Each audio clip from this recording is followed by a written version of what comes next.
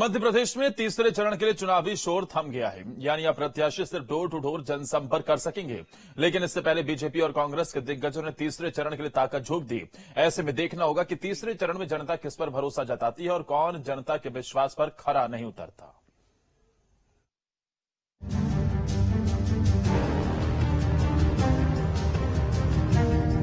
मध्य प्रदेश में तीसरे चरण के लिए चुनावी शोर थम चुका है, जिसके बाद अब सभी प्रत्याशी डोर टू डोर माध्यम से ही जनसंपर्क कर सकेंगे। लेकिन तीसरे चरण के लिए भीषण गर्मी में भी सभी पार्टियां एक्शन में दिखी। बीजेपी हो या फिर कांग्रेस, सभी प्रत्याशियों ने ताबड़तोड़ सभाएं की और जनता को लुभाने की कोशिश की। तीसरे चरण के लिए चुनाव आयोग ने पूरी तैयारी कर ली है और लोगों को ज्यादा से ज्यादा मतदान करने के लिए भी प्रेरित किया है।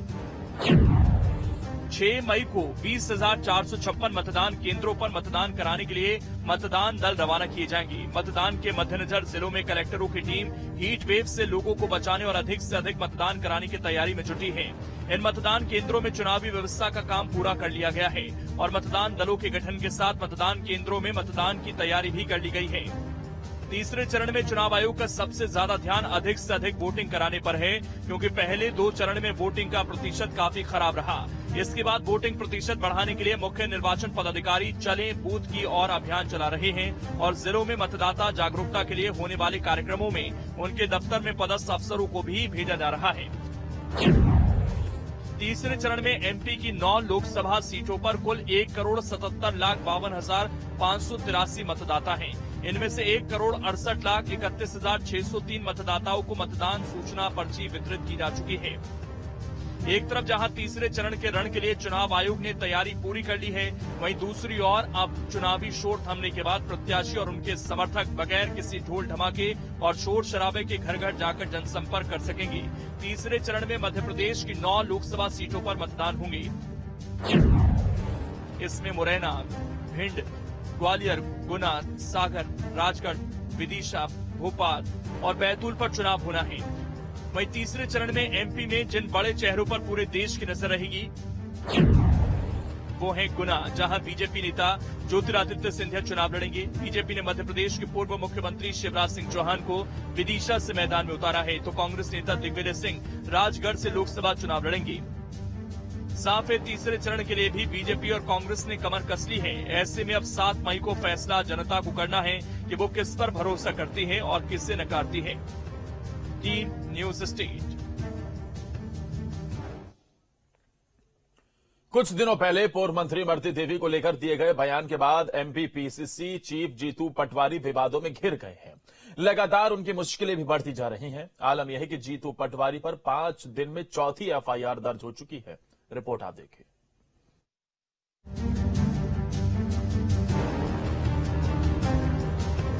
कुछ दिनों पहले पूर्व मंत्री इमरती देवी को लेकर दिए गए बयान के बाद अब MP PCC chief Jitu Patwari विवादों में घिर गए हैं और लगातार उनकी मुश्किलें भी बढ़ती जा रही हैं।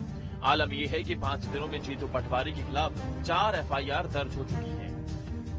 दरअसल पूर्व मंत्री इमरती देवी के खिलाफ दिए विवादित बयान के बाद मध्य प्रदेश के पीसीसी चीफ अब बुरी तरह फंस गए हैं। इस मामले में उनकी मुसीबतें कम होने का नाम नहीं ले रही।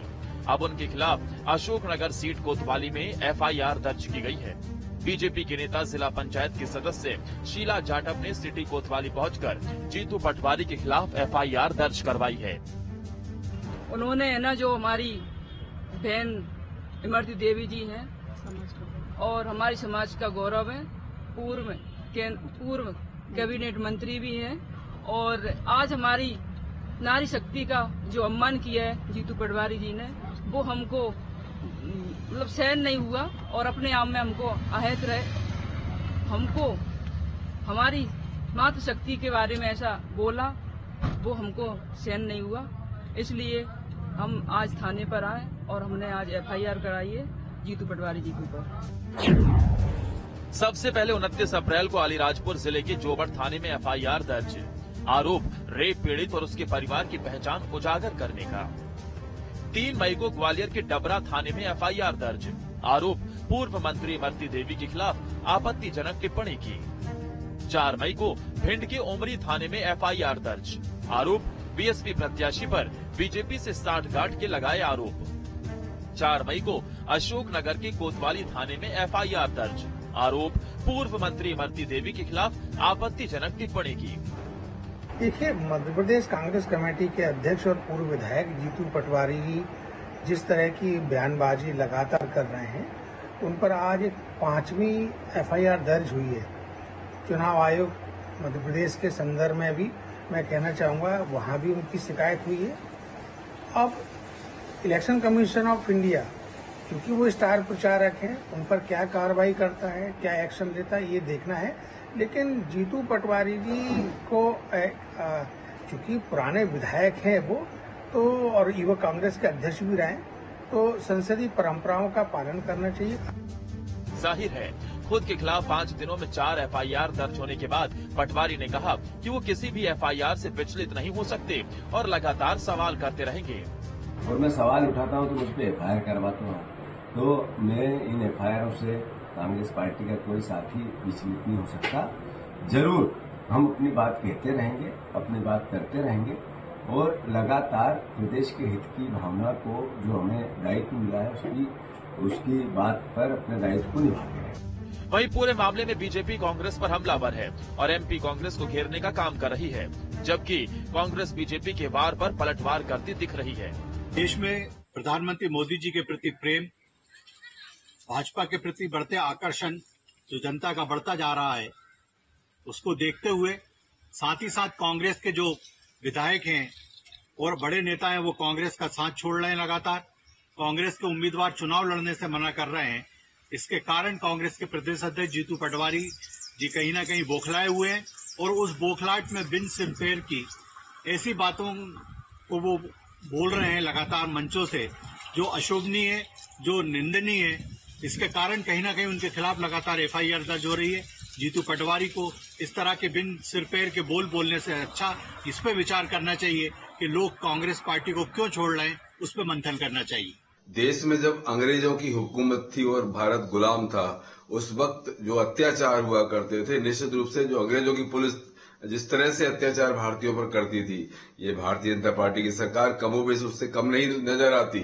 हमने देखा हमारे कांग्रेस के साथियों ने, कार्यकर्ताओं ने जनता की आवाज को अगर सड़कों पर उठाया तो इन्होंने उनको जेल में डालने का काम किया।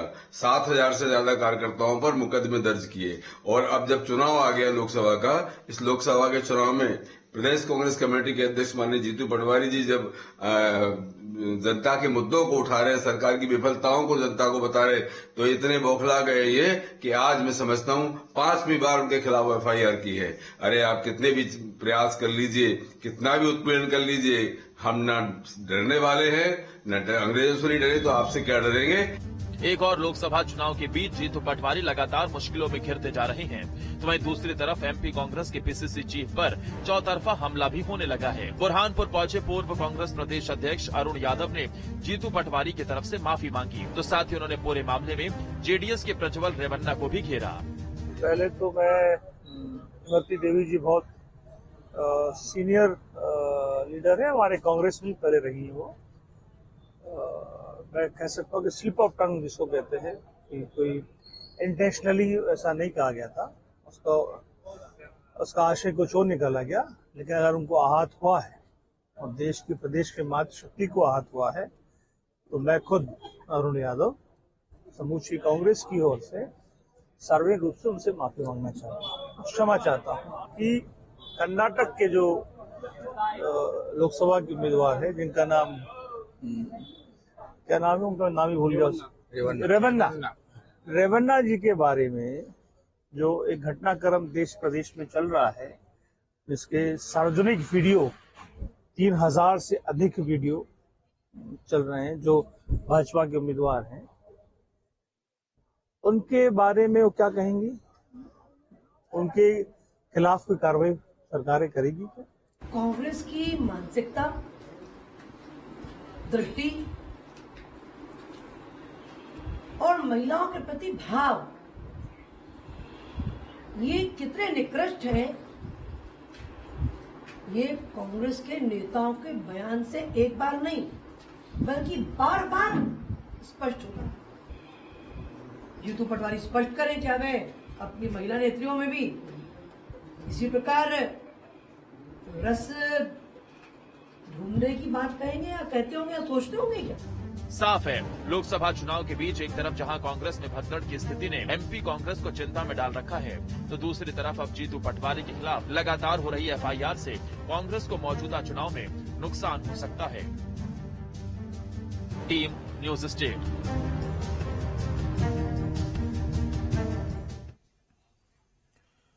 लोकसभा चुनाव के लिए इंदौर लोकसभा सीट से कांग्रेस प्रत्याशी रहे